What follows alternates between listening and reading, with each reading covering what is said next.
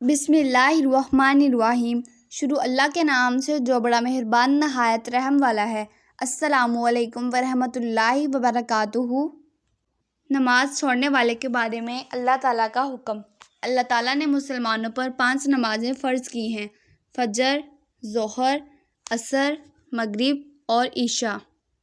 نماز دین کا ستون ہے۔ جس نے نماز چھوڑی اس نے محل گرا لیا۔ 5 وقت کی نماز چھوڑنے کے کیا نقصانات ہیں؟ اس کی تفصیل درج ذیل ہے اور اس کے بارے میں حضرت محمد صلی اللہ علیہ وآلہ وسلم کا ارشاد ہے: جو فجر کی نماز ادا نہ کرے گا اس کے رزق میں برکت نہ ہوگی۔